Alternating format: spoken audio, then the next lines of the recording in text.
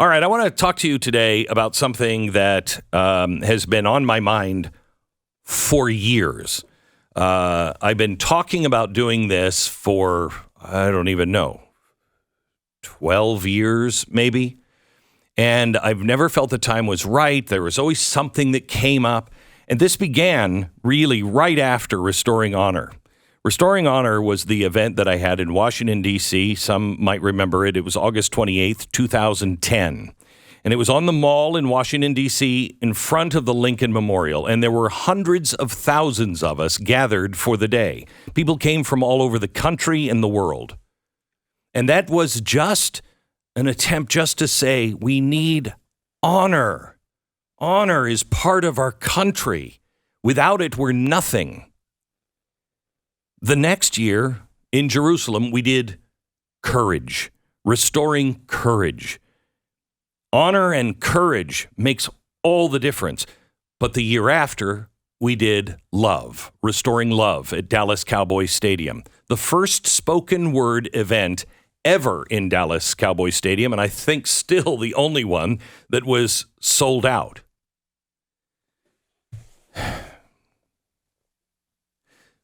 There was so much for us to learn.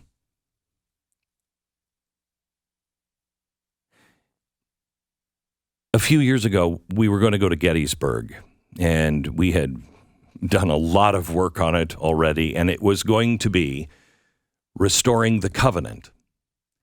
And this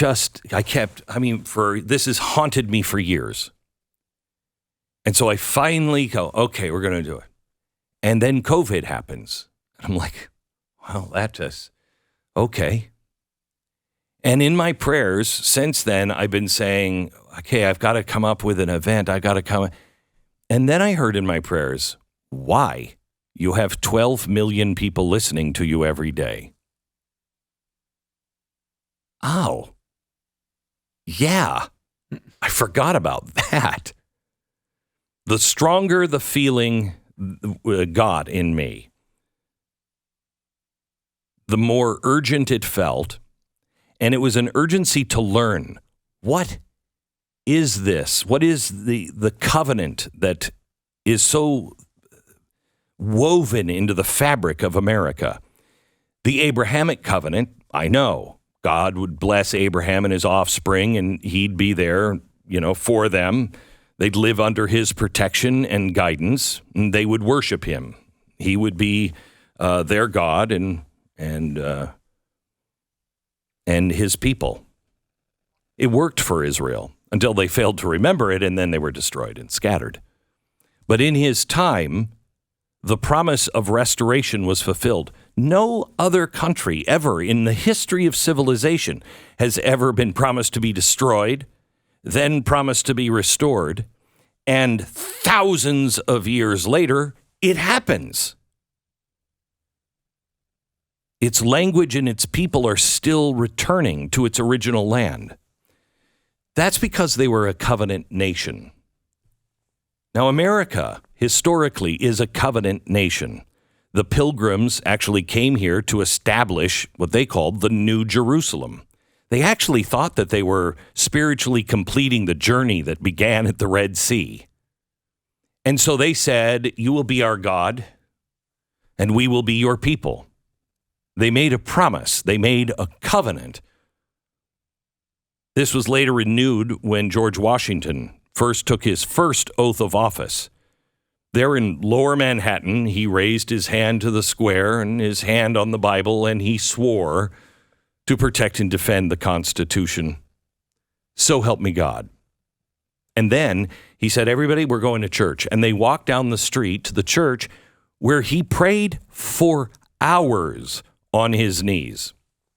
Prayed for hours. He made a covenant again. In America's darkest time with Abraham Lincoln.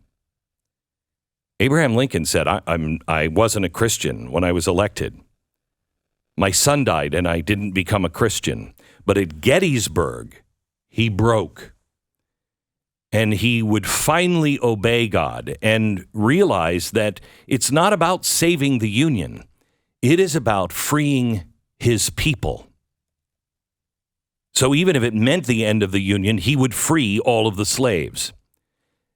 That fall, right after Gettysburg, he traveled up there and he gave a quick speech and he thought, no, he's going to remember this. In fact, he gave the speech away and it was eventually thrown away. But about a month later, he asked Congress to pass a Thanksgiving proclamation to rededicate ourselves to the American covenant. It passed, and people all over the country prayed and humbled themselves and fasted and dedicated their lives, their fortunes, their sacred honor. They dedicated it once again to God's will. Before Gettysburg, before this happened, the Union only won one battle. But after the covenant was made, we only lost one battle. I hate the word covenant. I honestly, all of this stuff makes me so uncomfortable because, but covenants, what is it? Covenants are just promises that actually mean something. When you're in a covenant relationship, there's no getting out of it. It's a word that basically means that we say what we do and we do what we say, and everything that we do and say in this world actually matters. We've come to a place in our country now where we expect that most people are just lying to us all the time. Our president is lying all the time. So was the last one, and the one before that, and the one before that. Our media is lying to us. They have a credibility rating, I think, in the teens. I think it might be 12 in our own lives. Maybe our spouse is lying, or we're lying to our spouse, or worse yet. And this happens to all of us. From time to time, we lie to ourselves. And with all of this lying, truth no longer matters. But you cannot have society or a civilization without truth. So much in America is utterly meaningless. It's why our kids are killing themselves. It's why people are losing hope.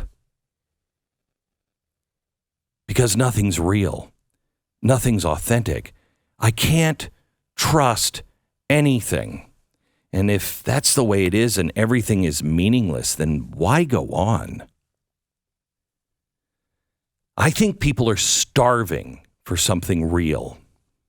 They're starving for the truth. And I've only found that in one place. And it's not politics. It's not my job. It's not the things that make me happy. It's not the things that I have. It's none of that, really. The only meaning that really lasts for me, the only thing that grows deeper and more meaningful, my wife, my children, my relationships, the opportunity for each of us to be who we are, who we were born to be. You know, we throw words around like freedom and liberty. What does that mean? Honestly. Oh, we're freedom. What does that mean? To me, it means opportunity to speak, to worship, to live, to work and better myself and our children's lives.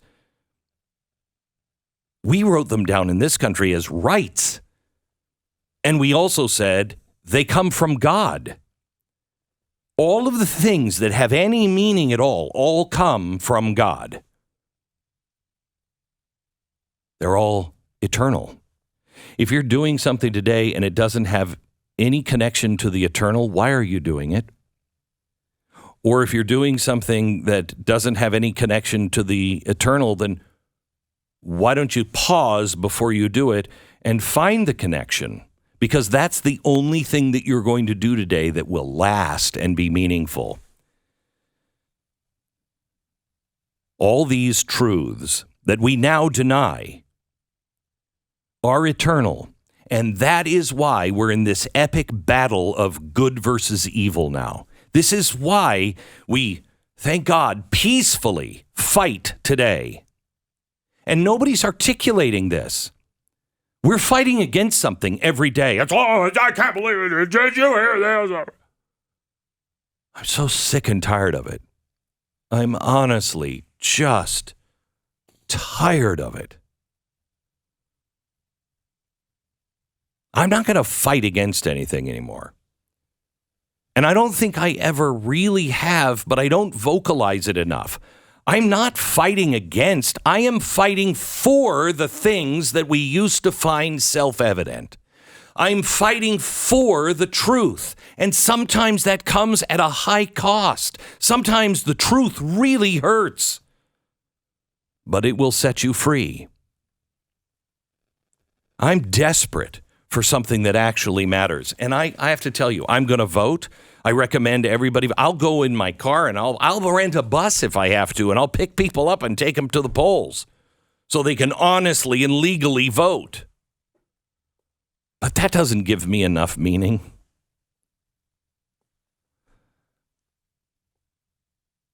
I'm going to tell you a couple of stories today. We have a couple of guests. Today, I would ask that you would listen to the entire podcast because we're going to do something in 40 days from now. And I'm starting today, 40 days, 40 nights before, because I want you to truly understand what I'm going to ask you to do in 40 days. I take this topic extraordinarily seriously, but please know I don't take myself seriously in this. I mean, I'm an alcoholic DJ. That's who I am. I'm not a preacher. I'm not a scholar. I am certainly no moral authority. I'm not here to convert you to preach or drill down on doctrine. It's none of that. I'm a dad. I'm a husband. I'm an American that sees the revolution has come to us. It's already begun. I pray for you every day before the show. I ask God, tell me what people need. Tell me what you need. How can I help you? How can I serve you? And so today I begin something that nobody in their right mind would do. I'm responding to an answered prayer. And I'm going to do something that all business and logic and reason would say, that's not going to work. But everything eternal tells me, please join me on this journey.